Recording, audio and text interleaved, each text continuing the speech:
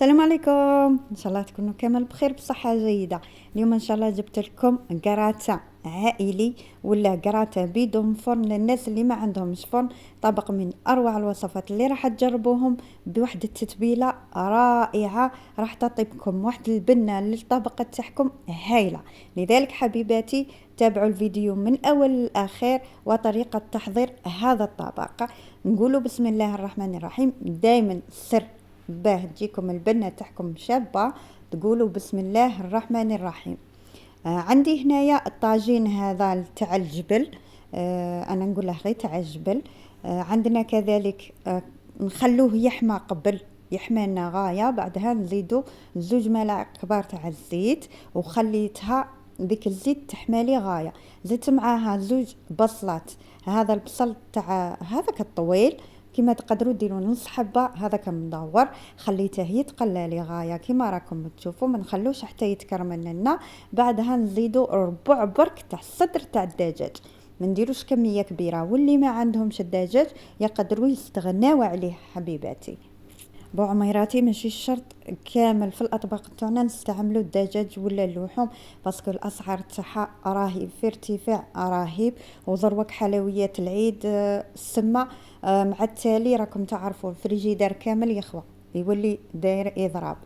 هنايا بعد ما قليت البصل وقليت الصدر تاع الدجاج كما قلت لكم درت غير ربع، راح نزيد عليها بطاطا اللي كنت قطعتها دوائر بهذا الطريقه، ما نقطعوهاش خشينه باه تطيب لنا في وقت قصير. انا هذا الطبق دار لي ربع ساعه في الطياب تاعه فقط كما راكم تشوفوا. بعد ما كملتها راح نضيف التوابل ما تكثروش البنات باه ما تجيكمش الماكله تاعكم شغل معمره غير بالتوابل، وكذلك التوابل راهي مضره للصحه وتضر الكلاوي وكامل. انا في الحريره تاعي كثرت في هذا النهار تاع الطبق كثرت في الحريره تاعي التوابل، دخلت السبيطار يومين دلي التهاب في المصران، كلاوي ضروني، المراره انتفخت لي. ادعوا لي بالشفاء العاجل، راني نعاني وراني ندير لكم في المونتاج والله العظيم غير بالسيف راني ندير في المونتاج غير باه ما نغيبش على القناه ونحقق الشروط. عاونيني البنات بالجام ومشاهده كامله للفيديو هكا، تعاونوني وربي ان شاء الله يبلغكم ليله القدر ويتقبل منكم الدعاء.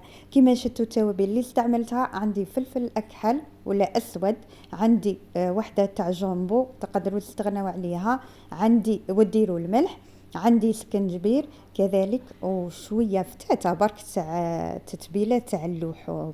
هنا كذلك زدت عليها رونديلات تاع طوماطيس. هنايا استعملت غير حبه كبيره برك. راح زدت عليها الجلبانه راح تزيد لها بنه، تقدروا تستغنوا عليها وديروا الطبقه تاعكم بدون جلبانه كما راكم تشوفوا. خلطت كامل المكونات وغطيتهم وخليت التوابل هذوك يدخلوا لي في البطاطا. بعدها شا غادي ندير، غليت الماء، جبت ملعقه صغيره تاع طوماطيس تاع القوطي ايا، ودرت فيها شويه تاع الماء يكون مغليه، باسكو الطاجين لو كان نديروا فيه الماء بارد راح يطرطق لكم وراح تقولوا له قلع الحسين قلع اللي راها دايره هنا. كما قلت لكم درت هنا عبر كاس تاع ماء يكون مغلي البنات، نخلط بهذه الطريقه. بعدها نغطي الطاجين تاعي. هنا الطاجين نقصوا له النار باه ما يطرطق لكمش، هذا النوع من الطواجين يحتاج نار قليله فقط، كي شغل تحسبي راها طافيه ديريه وخليه يطيب على غرضه كما راكم تشوفوا. هنا بعد مرور 10 دقائق البطاطا تاعي بدا يدخل لها الطياب. هنا اللي بغات المرقه تاعها ناشفه ولا القراتان تاعها ناشف تخليه ينشف، واللي تبغي تغمس في المرقه تخليها بالماء تاعها ويجيها بنين كما راكم تشوفوا. انا هنايا طليت على البطاطا تاعي صوت صاي يدخل لها الطياب، راح نغطيها ونخليها حتى تطيب لي غايه.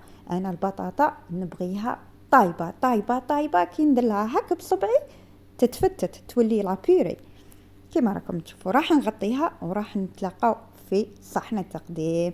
كما راكم تشوفوا خواتاتي العزيزات عميراتي، واحد الطابق كون تجربوه والله العظيم صدقا غير راح تعجبك وتعجب العائله تاعك، وكما نقولوا راح يحمر لك وجهك قدام العائله تاعك. قادر ما ديريش فيه اللحم ويقول لك طيباته باللحم. شوفوا هنايا راني طفيت النار، عندي شوف 5 دقائق ملي طفيت النار ومازال يغلى لي المرقه تاعي. هنا درت له غير شويه تاع معدنوس. اذا ما عندكمش عادي استعملوا القزبر. المهم يا اختي العزيزه تفطروا بالصحه والهنا، وتفطري وليداتك والزوج تاعك وعجوزتك وشيخك، وتشبعوا كريشاتكم، وتحمدوا ربي على النعمه اللي راح اعطيها لكم.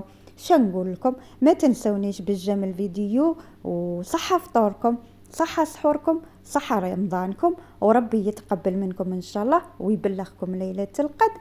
عسى خيرا في هذا الشهر تكون دعوة مستجابة، وربي يفرج علينا كامل ويحمي بلادنا الجزائر من كل شيء يضرها، ويحميكم انتم ثاني، ويستر وليداتكم وينجحهم في الامتحانات. يلا نتلاقوا في فيديو آخر، ملاقاة خير إن شاء الله. دمتم في رعاية الله وحفظه.